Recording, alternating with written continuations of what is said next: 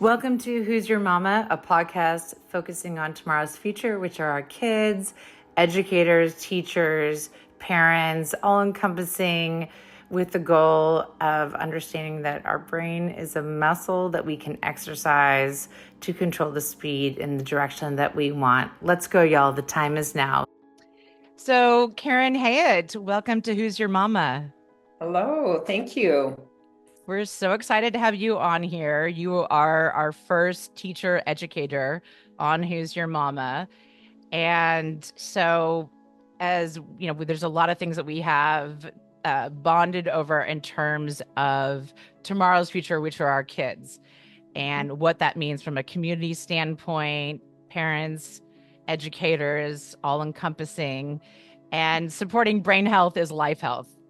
And so, on that note, please take us back in your journey as somebody who's been an educator for over 3 decades, librarian, teacher, retired, not retired because then you decided to come back, your passion for making a difference for kids and education from a homeschooling perspective. So much to share. So let's just begin at the beginning and walk us through what motivated you to take on the passion that you have to get into education. That's a good question. And I think the first thing that I would say is nothing really, in my case, nothing really motivated me. It was intrinsic. I knew my earliest recollection of knowing that this was the direction that I wanted my life to take was I was 6 years old. And I remember distinctly playing teacher, playing school, having chalk and a little chalkboard. And I would do it even by myself. I didn't have to have siblings there. I didn't have to have friends there. It was something that was innate in me from an early age. And from that standpoint, I know so many young people struggle with really knowing what they want to do in their life. I know our district had something for years that when the kids were seniors and one of their graduation requirements was going through a situation in which they had to present what they saw as their future post high school. And I did that. I helped as not as an educator from the district, but as a parent from the district. And I sat in on many of those interviews with the students. And it really struck me how many of them really did not know exactly what they wanted to go into. And so I feel really blessed in my life to have known at an early age.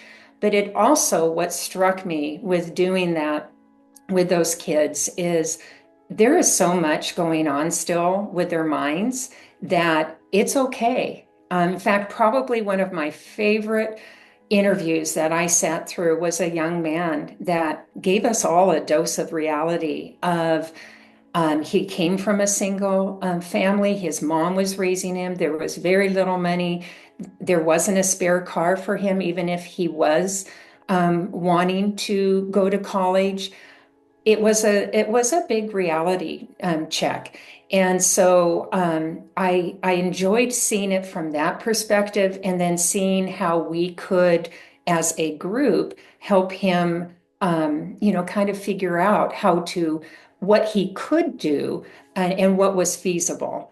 So that was a lot of fun for me to do something like that. But I know a lot of young people really struggle. I know it's not unusual for them to go to college and think that they want to go in one direction, and halfway through, even get close to the end and realize, they pivot in a totally different direction. And that's okay too. I don't like it when we pigeonhole people into things. We allow them to grow. We allow them to, discover maybe hidden talents that they had no idea. And I think that's why it's really important for young people, whether it's volunteering or being a part of their community, so that they can be exposed to different things. Because a lot of times I think that they don't even realize that they have a calling or a passion to something until they have an opportunity to have that love, that desire awakened within them.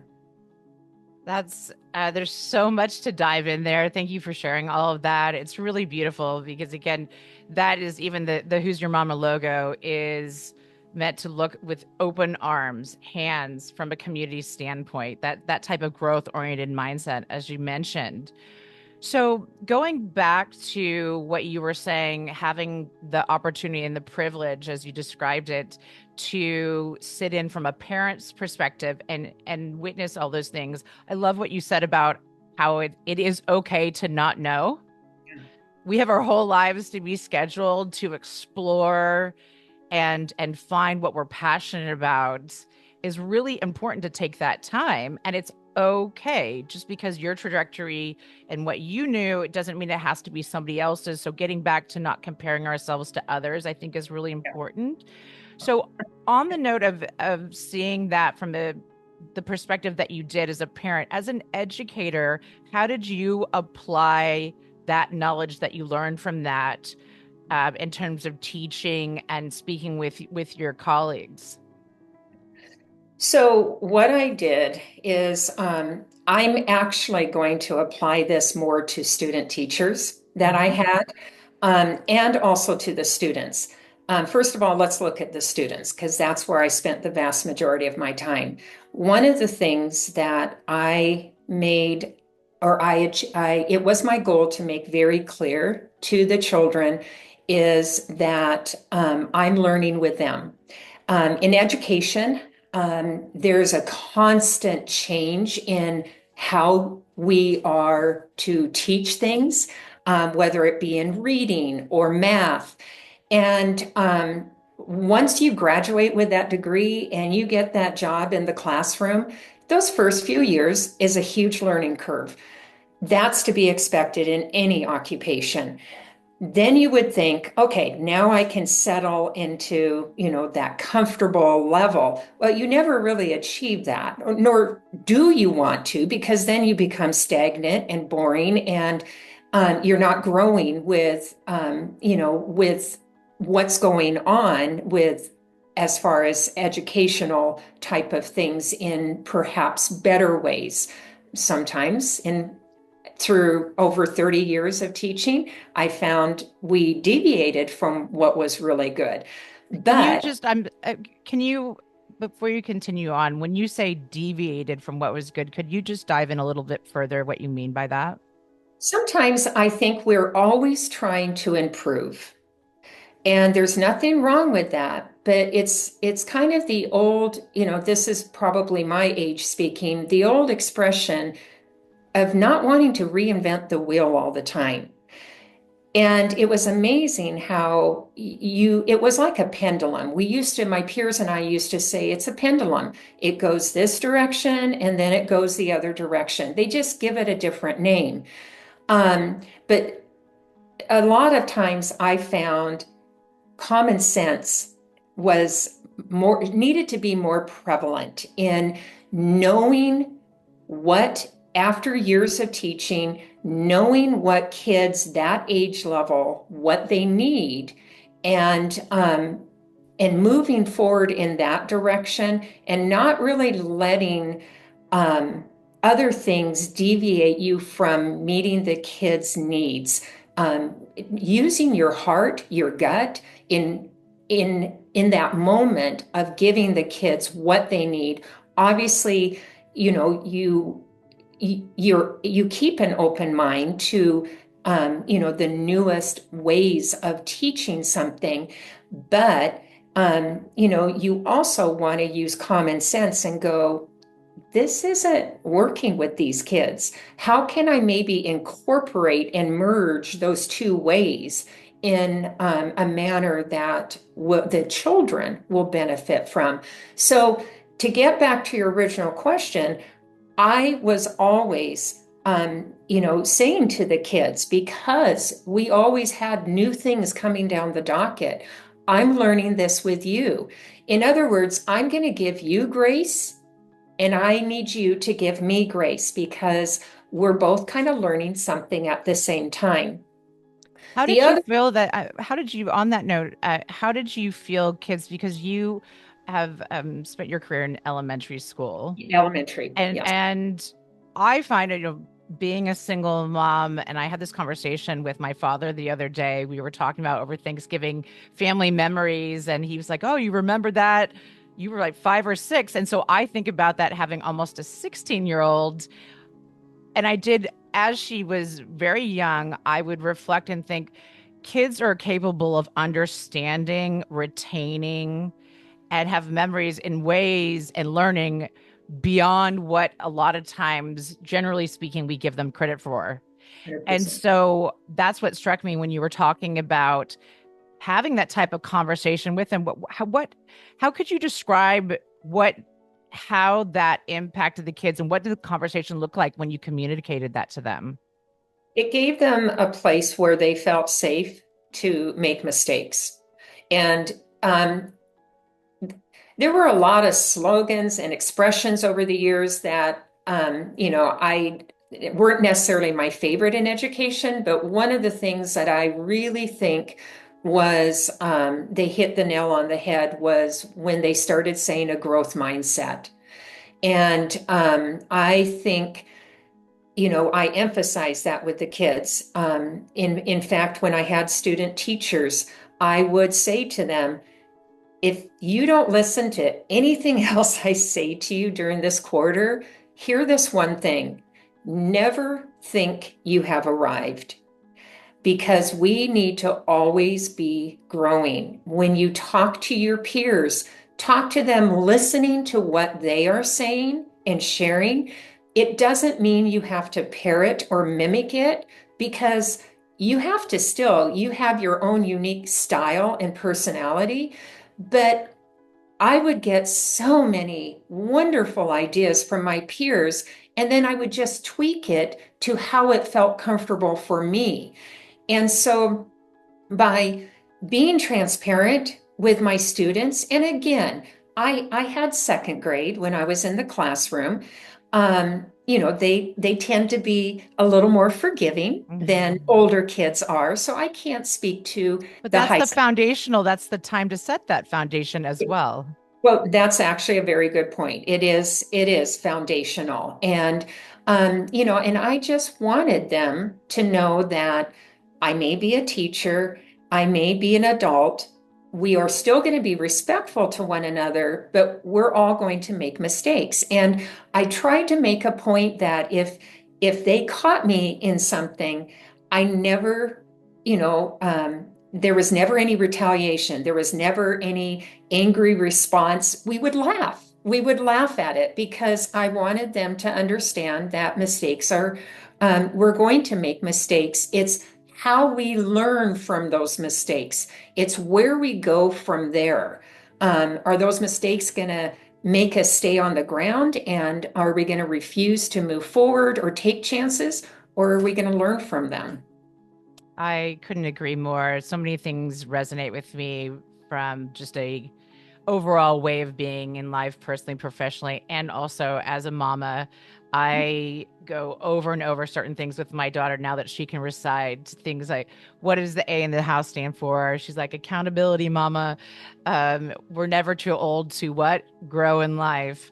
And that is one of the motivations of starting the Who's Your Mama podcast, is to have a safe platform for tomorrow's future, which are our kids that are turning into young adults and adults, and also from all angles, all hands on deck sort of approach. Educators, parents, you don't have to even be a parent. You could have an instrumental role of being a mentor or things like that in the community. But it is that mindset of that foundation to know that we're all perfectly imperfect. And like you said, you're never too old to grow in life. And I can imagine seeing your students over the years, shoulders dropping to feel, as you said, safe to be able to make mistakes. And that is in all areas of life, we want to feel safe. So then take us down now through all of that. You had this incredibly successful career touching so many kids that now would be adults and probably have kids of their own. Uh, Yes. When you know you, you're getting older is when they say, "Do you remember me?" When you're doing your conference and they say, at that time, I was teaching in the library. I was a student here. And yeah, that's when you go, okay, I've been doing this a long time. and then the flip of the coin is you made an impact because they took the time to To connect with you acknowledge. again. Yes, so that's really beautiful. Um, so, and I know you yourself are a mother to three, two girls and a boy, and you also are a grandmama. Congratulations on that. So you finally decided to retire until you decided, oh, what am I going to do with all this spare time of being present with my kids and my husband and my grandkids? You're like, oh, let me continue adding one more thing. But it's a true testament to your passion for making a difference in education. So you decided to then be part of a program which involves parents that have made a conscious decision to homeschool their kids. So take us on that shift in your journey continuing. Yeah. So as soon as I retired, of course, as an educator, most of the time when you retire, it's the end of a school year. So it was June of 2023. And immediately, I, for multiple reasons, but the most important one is I did not want retirement to be, I was looking forward to it, trust me, because you're tired. But I did not want retirement to be all about me. Did I want to be able to do things? Did I want to be able to have a little more relaxed lifestyle? Absolutely. But I did not want the focus to be on me because I'm still young enough that I am able to give back. So that actually, I began praying, Lord, how do you want to use me? How can I be useful in retirement? Because there are things that I can do now that when I was working full time, I just wasn't able to. And within a couple of weeks, our church had for years, they've had a homeschool co-op. And that's a day, one day a week, where the homeschool parents can come and all meet together. And all of these homeschool kids meet and they spend the day together and learn different, skills and things like that. And unbeknownst to me, one of the person that was in charge of that really felt led to add something to that, and that is an academic enrichment day. And her vision was for educators who could come alongside the parents, and there would be one full day from 9 to 3 that was dedicated to having these kids come, and we would then support and provide additional help with academics. And so as soon as I saw it, it was like a neon sign because, when I had no idea how, Be God, careful what you ask for, right? well, I really, initially, I think that, Michelle, that was my thought is be careful what you ask for, but not really because I understand it's tongue I in was cheek, open, yeah, but you were open to but receiving. I had no idea in praying that what it would look like. Would it be something I would feel comfortable or would I be stretching myself? And then when this was announced, it was like this neon sign that said, above the speaker that said, "This is it," and pointing down to them. And it was like, oh my goodness, I would love this. And so last year, so after 3 months of retirement last year, I helped with that and we piloted it. it for the year, and I had a kindergarten and first grade. Um, and then we have probably doubled in size in 1 year. And this year I have second and third grade. And it is absolutely the most incredible. It was real interesting because within the very first day of being with these kids, I didn't realize how much I was going to miss teaching. Um, I I realized that, this truly is my calling in life because this sounds so weird to say this, but when I'm done, every week, when I'm done, because we meet once a week, and when I'm done at the end of the day, I'm exhausted, but I am so energized. It's almost like I've had a caffeinated high where I'm just kind of, I'm all over the place and I just feel so Like you're making a fantastic. difference because you are. Yes. Yeah. And so it has been a real blessing. It has been such a blessing with these kids to be able to continue to make an impact in young people's life. And not only that, but these parents, because they are their child's main teacher, I'm the support. Whereas when I was in public education, the roles were reversed. I was the educator and the parents were the support.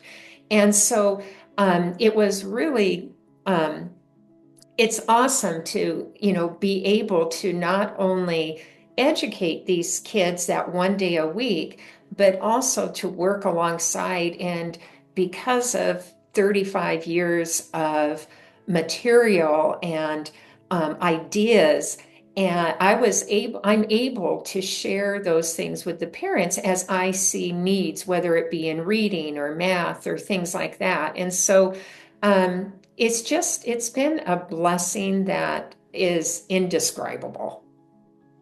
I mean, it definitely sounds like it is. And clearly, your work was not and is not done. And it's your passion very much shines through. So, for some, just listening to audio or being able to see you, but either way, it's very clear that you love what you do. And so on that note, if remind us where, so you're in Spokane, Washington, Yes. and let everyone know if they're local or ways to go about. I know a lot of people, especially post pandemic, are are vacillating in their heads.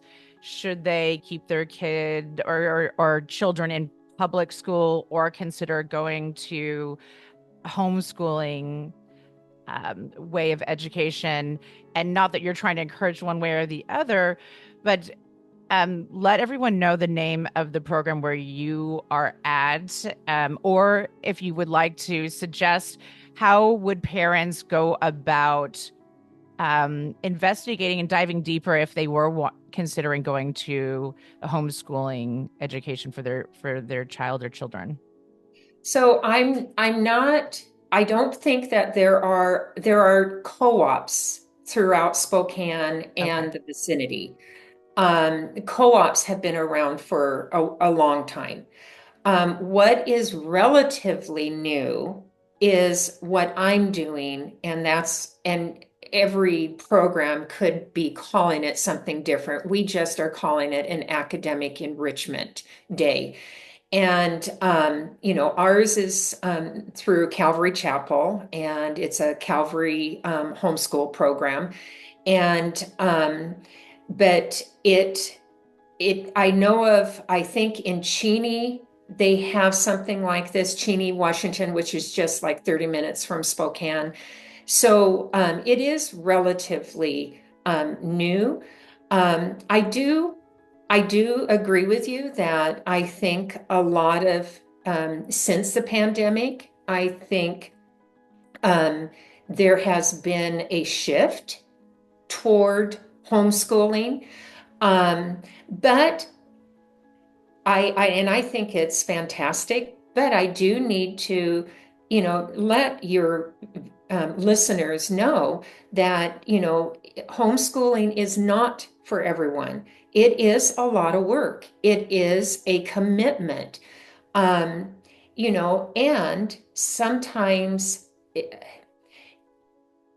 your child may have a learning or physical need that you may need to tap in. If you choose to homeschool, you may need to communicate with your local school district, your home school district, and see if you can tap into some of their services because, it, like you said earlier about it takes a lot of people. It really does. It takes a village.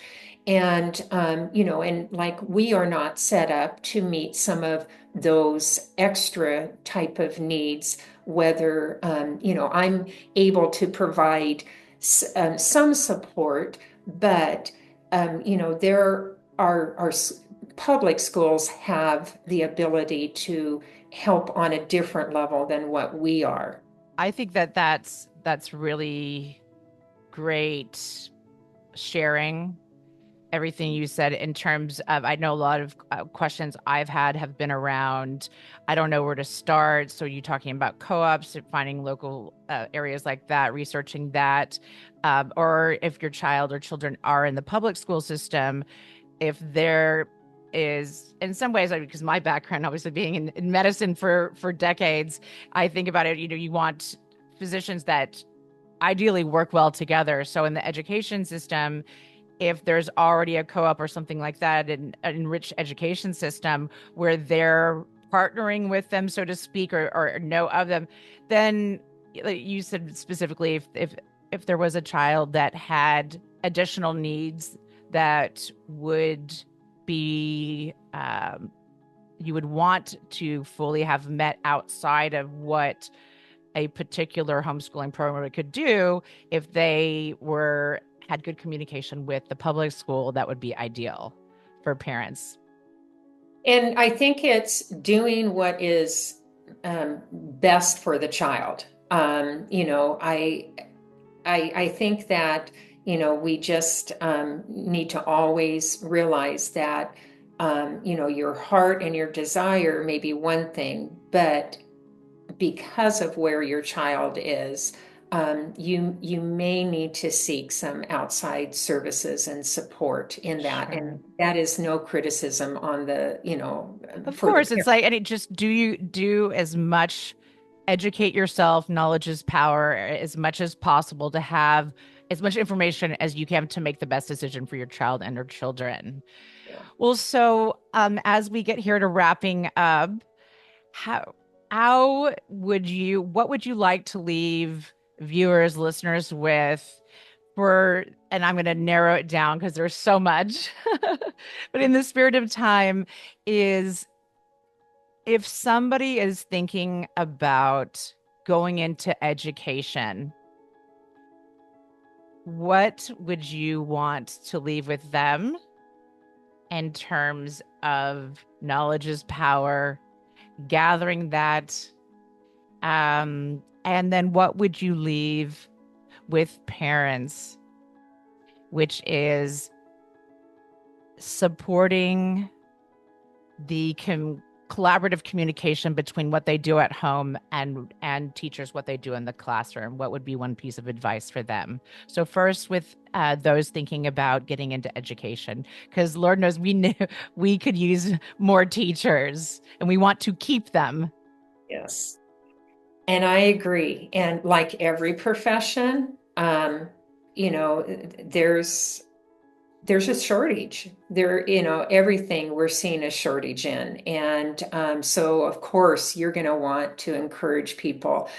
But with that, I think comes I would want to leave a little bit of not necessarily a warning, but a caution. Um, I have seen student teachers come through the system who were not in education for the right reason. What do you mean by that?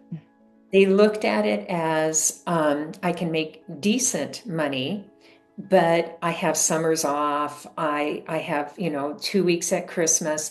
They look at the perks, which yes, you have summers off, but you're usually either getting some updating your certificate, or you're already, I can't tell you, you might give yourself a month and then, or a few weeks, and then you're already starting to think about the next year. But it is a nice part, especially when I was, being a mother. It's a great job where you can be home with your children But during it's the also summer. losing sight of the reason why you But it is exactly, it is losing sight. And it reflected in just they lacked the passion. And whether my experience was with younger children, and what I saw is younger children are very, as you pointed out earlier, they're very perceptive. They watch, they know that. And if they sense that, this is not really your passion, your calling, then you're going to have management issues. There's going to be a lot of other concerning things. And so, just if you choose education, I applaud you, but just make sure that you really feel your calling. you have educated Anything. yourself. Be Yes. honest with yourself, self accountability. Yes. And so I think, and again, that can be applied to anything, not just education. But just make sure that this is where you understand what it entails, and that you really feel led in this direction. You're not just taking it because nursing school or whatever didn't work out. Um, Understand and be truthful about and embody the responsibility that comes with what you're undertaking. It sounds like you're yes. saying. So then the second part to my question was, from an all hands on deck approach, what advice would you give parents and teachers to keep communication open for the nucleus, which is the children, which are our future? Any quick piece of advice there? I think the number one thing is I call it the Oreo cookie.